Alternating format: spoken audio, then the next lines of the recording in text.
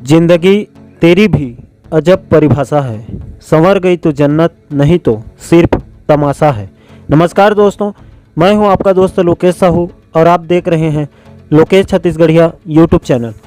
साथियों, आज का वीडियो एक ऐसी महिला के ऊपर आधारित है जिसका चयन आज से लगभग 11 साल पहले शिक्षा विभाग या पंचायत विभाग में हुआ था, जिन्होंने अपने कर्तव्य को 4 साल ईमानदारी से निभाने के बाद एक दिन अचानक उसे उसके नौकरी से निकाल दिया जाता है। उसके बाद उस महिला ने हिम्मत नहीं हारी, बल्कि अपने अधिकार को पाने के लिए जनपद से लेकर जिला और मंत्रालय से लेकर हाई कोर्ट तक सभी बुद्धिजीवियों के आगे न्याय की भीख मांगती रही। लेकिन हमारी मतलबी और खुदगर्ज समाज में भला इतनी हिम्मत कहाँ कि एक गरीब महिला को इंसाफ दे सके।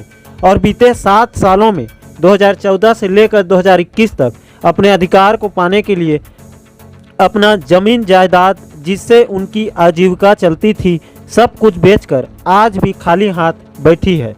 दोस्तों, आज के परिस्थिति में उस महिला के पास ना ही कोई रोजगार है और कोरोना काल में उनके पति की प्राइवेट नौकरी भी हाथ से चली गई। घर को चलाने के साथ साथ 2 बच्चों की जिम्मेदारी और अपने खोए हुए आत्मसम्मान को वापस पाने की भी जद्दोजहद में बेचारी दिन रात लगी हुई है। दोस्तों, ये कोई काल्पनिक घटना नहीं है, बल्कि रूह को कपा देने वाली और इस भ्रष्ट समाज में इंसानियत को झकझोर देने वाली कहानी रायगढ़ की कमला कुर्रे जी की है। दोस्तों, आज का वीडियो थोड़ा सा लंबा हो सकता है, क्योंकि कमला जी के साथ बीते 11 सालों में 2009 से लेकर 2021 तक क्या क्या हुआ, पूरे घटनाक्रम को तथ्यों और आंकड़ों के साथ आपको समझाने के लिए मुझे आपका कुछ वक्त लेना ही पड़ेगा। दोस्तों, आपके पास वक्त नहीं है या किसी के दुख दर्द से आपका कोई लेना देना नहीं है, तो इस वीडियो को आप यहीं पर छोड़कर जा सकते हैं। दोस्तों, वीडियो में आगे बढ़ूं उससे पहले मैं एक बात साफ कर देना चाहता हूं कि कमला जी की इस बदहाली और बर्बादी का जिम्मेदार कौन है, इसको तो मैं तय नहीं कर सकता हूं।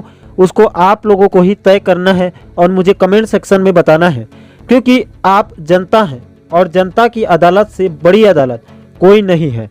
और दोस्तों, कमला जी ने प्रदेश के सभी नागरिकों से एक मदद की गुहार लगाई है। उनको कुछ दस्तावेज की ज़रूरत है, जिसको कमला जी कोर्ट के समक्ष प्रस्तुत करना चाहती हैं। शायद आपकी मदद से उनका 11 साल पुरानी आत्मसम्मान उनको मिल जाए।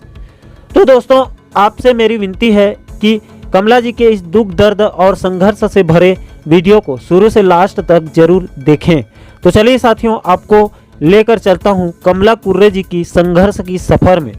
दोस्तों, कमला जी की कहानी आज से 11 साल पहले का है, इसीलिए थोड़ा सा ध्यान से देखने और समझने की कोशिश करिएगा। तो दोस्तों, मैं शुरू करना चाहता हूं।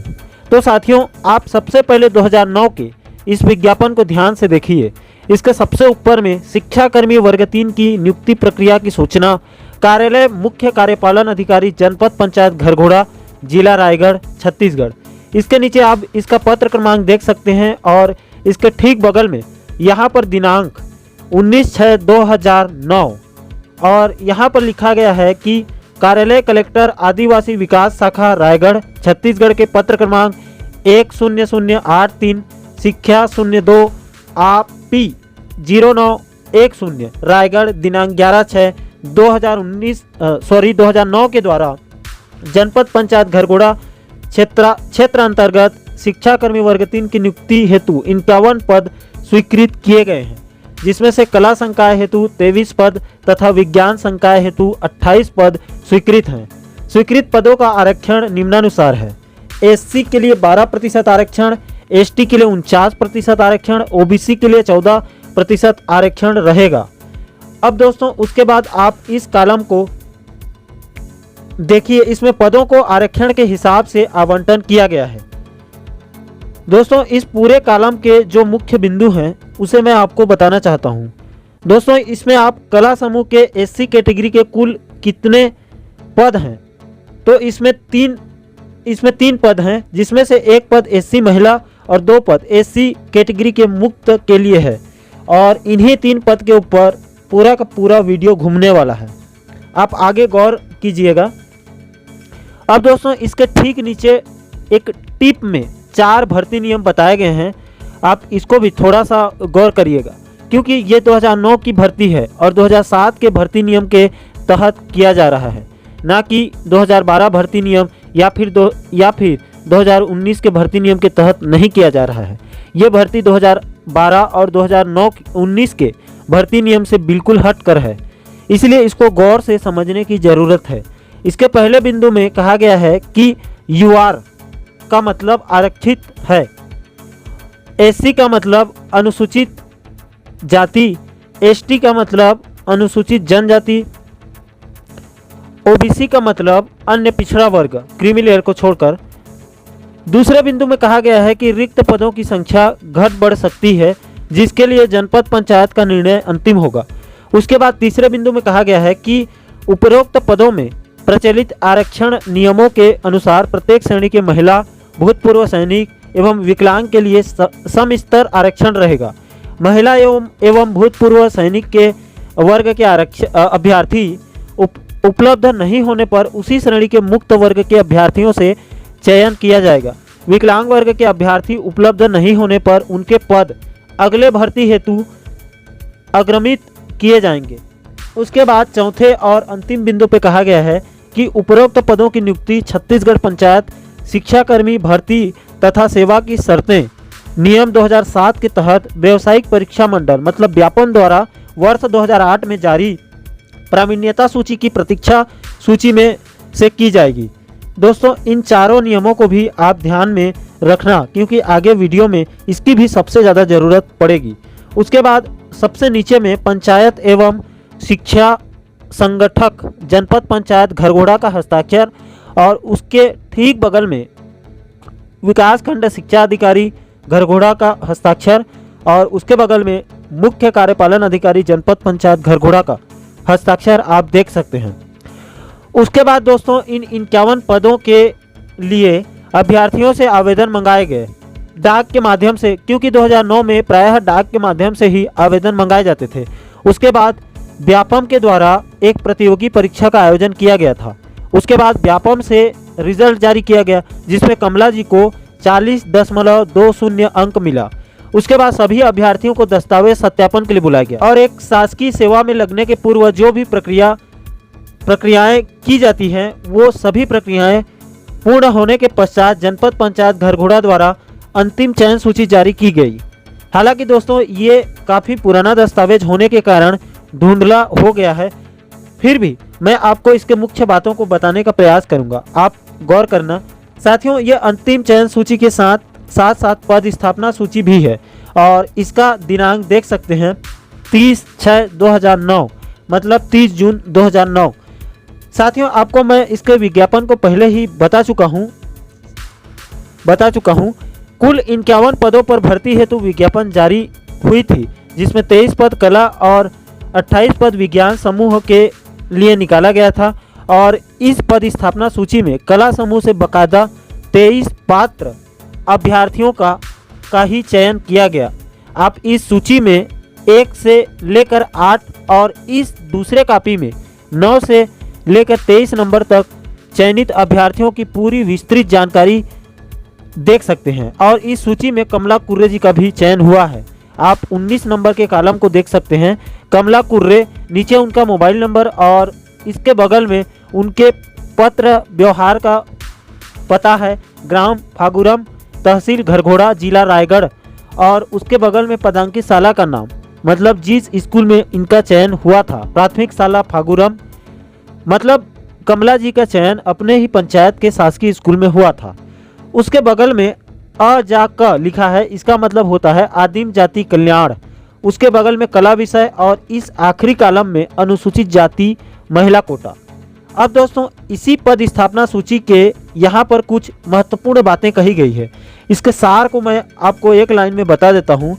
तो साथियों, आप लोगों को ज्ञात होगा कि 2018 के पहले प्रदेश के 1,80,000 शिक्षाकर्मी साथी पंचायत विभाग के अंतर्गत काम करते थे, लेकिन 2018 विधानसभा चुनाव के ठीक पहले 2017-18 में शिक्षाकर्मियों ने रमन सरकार के खिलाफ एक उग्र आंदोलन किया था, जिसके बाद सरकार ने उन सभी 1,80,000 शिक्षाकर्मियों का पंचायत विभाग से निकालकर शिक्षा विभाग में संविलियन कर दिया।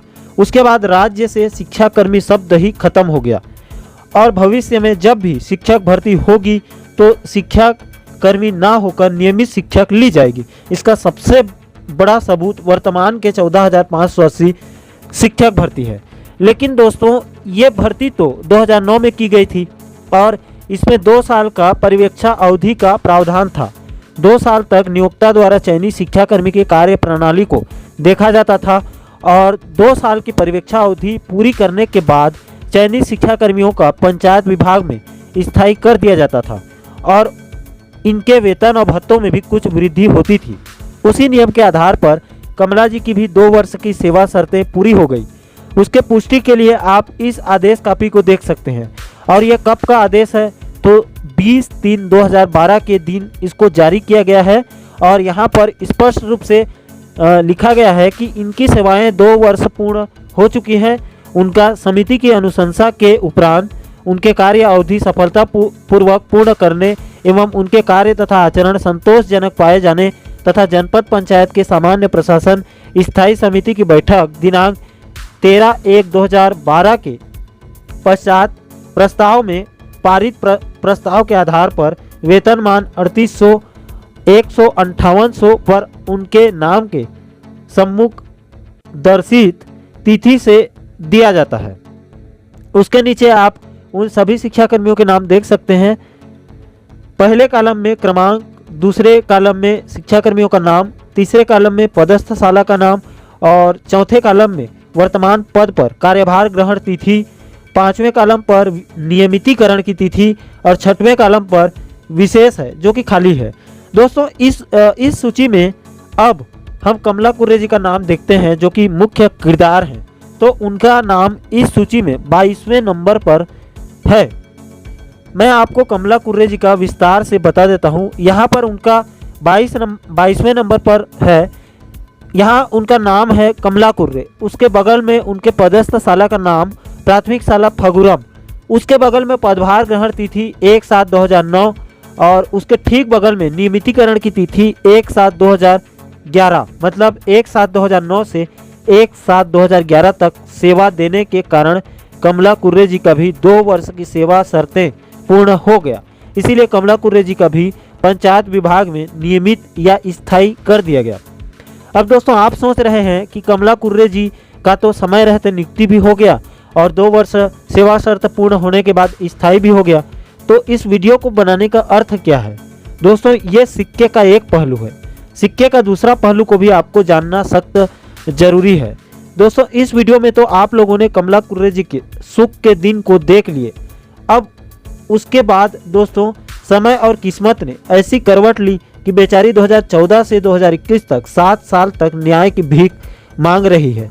अपनी खोई हुई आत्मसम्मान को पाने के लिए वो बेचारी आज भी उम्मीद खोई नहीं है। दोस्तों वीडियो बहुत ज़्यादा लंबा बन चुका है, इसीलिए इसके आगे के घटनाक्रम को वीडियो के दूसरे भाग में आपको सटीक तरीके से बताने वाला हूं, क्योंकि दोस्तों दूसरे भाग में कई सारे तथ्य और आंकड़े हैं जिसे आप लोगों को बारीकी से समझाने वाला हूं, जिसमें जाहिर सी बात है कि कुछ ज़्यादा ही वक्त लग सकता है। इसलिए दोस्तों मैंने पूरे घटनाक्रम को 2 भाग में वीडियो बनाने का फैसला किया ताकि आप लोगों को अच्छे से समझ आ सके। साथियों इस वक्त कमला कुर्रे जी को केवल और केवल एक ही चीज़ की बेसब्री से इंतजार है और वो 2007 के छत्तीसगढ़ राजपत्र जिसके तहत 2009 की शिक्षाकर्मी भर्ती की गई थी, कोर्ट ने कमला कुर्रे जी को उसी की मांग की है। दोस्तों इंसानियत के नाते आप लोगों से मैं हाथ जोड़कर प्रार्थना करता हूं कि छत्तीसगढ़ के किसी भी व्यक्ति के पास अगर 2007 का राजपत्र होगा तो कृपया करके आप मुझे मेरे इस व्हाट्सएप नंबर पर शेयर कर दीजिए ताकि मैं उस तथ्य को कमला जी को शेयर करूं और कमला जी कोर्ट को दिखा सके। दोस्तों शायद आपकी और मेरी इस छोटी सी प्रयास से शायद कमला जी को उनका खोया हुआ आत्मसम्मान मिल जाए। साथियों इस वीडियो संदेश को छत्तीसगढ़ के एक नागरिकों तक शेयर करें ताकि किसी भी फरिश्ते के पास 2007 का राजपत्र हो तो कमला जी को मिल जाए। दोस्तों मैं इस वीडियो का जल्द ही इसका दूसरा भाग लेकर आप लोगों के समक्ष आऊँगा। दोस्तों उसे देखने के लिए चैनल को सब्सक्राइब कर लीजिए। साथियों इस वीडियो में इतना ही, मुझे दीजिए इजाज़त। मैं मिलता हूं आपसे एक और नए वीडियो के साथ, तब तक के लिए जय हिंद, जय छत्तीसगढ़।